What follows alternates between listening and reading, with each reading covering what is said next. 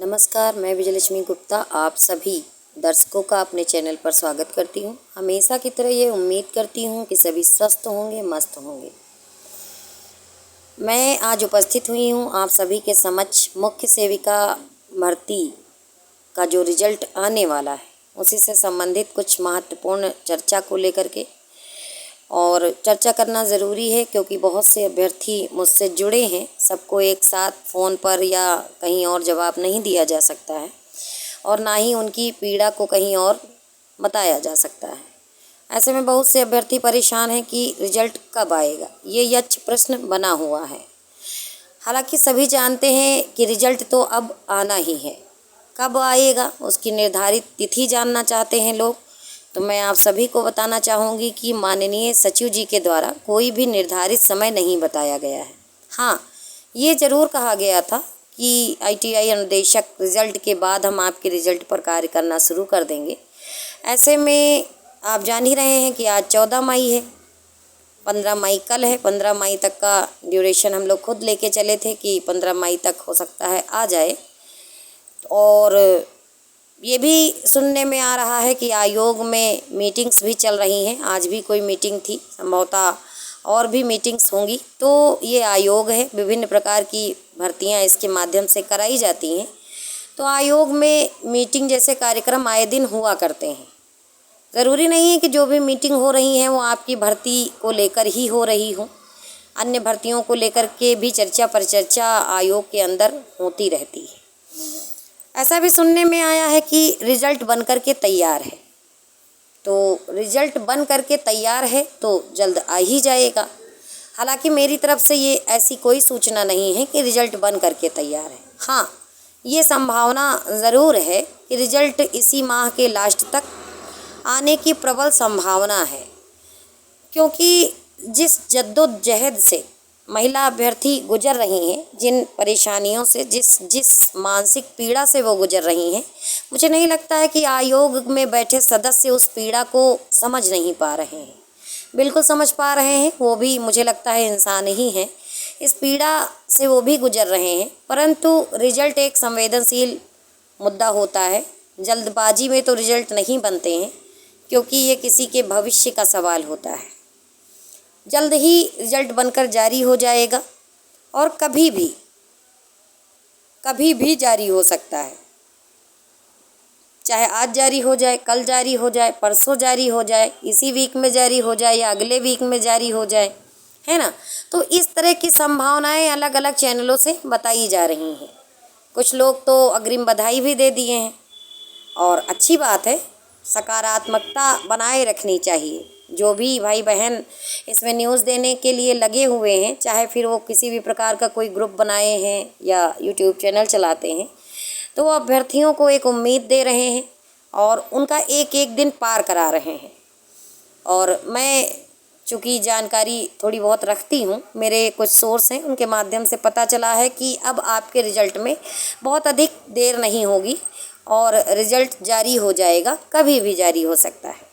ऐसे में कुछ अफवाहों का बाजार गर्म है। मैं बार बार यही कहती रही हूँ कि किसी को बाहर करने की प्रार्थना ना की जाए।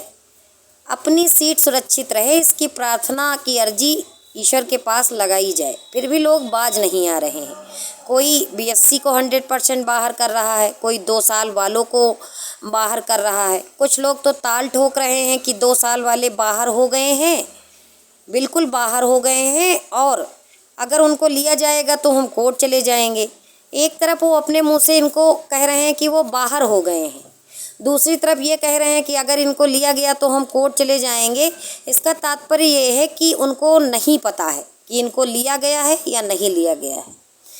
सेम कंडीशन BSc वालों को लेकर भी लोग बोलते हैं कि अगर इनको लिया गया तो हम कोर्ट चले जाएंगे। मतलब उनको भी नहीं पता है कि किसको लिया जाएगा, किसको नहीं लिया जाएगा। ये एक संवेदनशील मुद्दा है। अर्हता को लेकर के जो भी निर्णय है वो आयोग लेगा। नोटिफिकेशन में ऐसा साफ साफ लिखा है।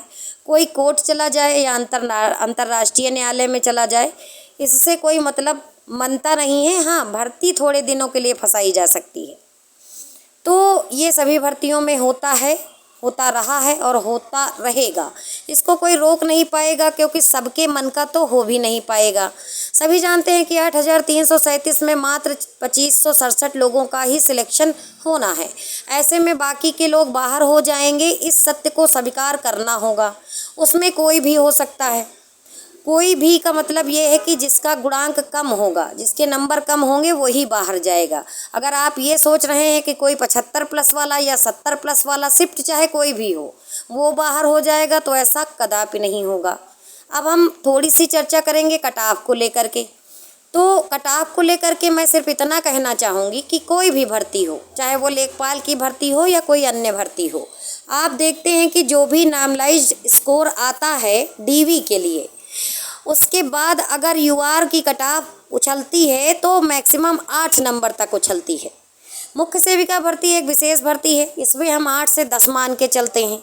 आपकी जो यूआर की कट ऑफ आई है वो 52.45 आई है, ठीक। 7 से 8 नंबर या 10 नंबर अगर उछलेगी तो जिनका समझिए नॉर्मलाइजेशन के बाद जिनका 60 प्लस नंबर है, नॉर्मलाइजेशन के बाद जिनका 60 प्लस नंबर बच गया है यूआर कैटेगरी में, उनका सिलेक्शन हो जाएगा।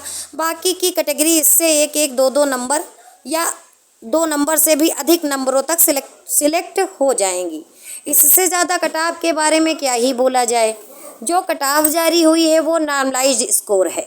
अब ऐसे में अगर किसी का रॉ मार्क्स 54 रहा होगा, 53 रहा होगा, 52 रहा होगा सेकेंड शिफ्ट में, तो वो ये अगर सोच रहा है कि मेरा 52 नंबर था, ठीक है, 53 नंबर था, तो हम श्योर सिलेक्शन पर हैं, तो ऐसा बिल्कुल भी नहीं है।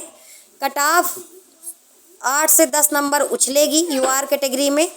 ऐसे में अगर नॉर्मलाइजेशन 5 नंबर का हुआ है और किसी का 55 नंबर है सेकेंड शिफ्ट में, तो जाहिर सी बात है आप समझदार हैं, हम कुछ कहेंगे नहीं।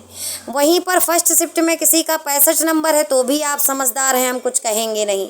आप समझिए कि बॉर्डर लाइन का खेल क्या है।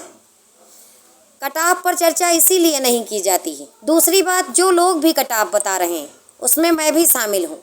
मैं किसी को बाहर करके कट ऑफ नहीं बता रही हूँ, वो चाहे आहार्य लोग हों चाहे अनआहार्य लोग हों, क्योंकि हम लोगों को अभी तक क्लियर ही नहीं है कि कौन आहार्य है और कौन अनआहार्य है।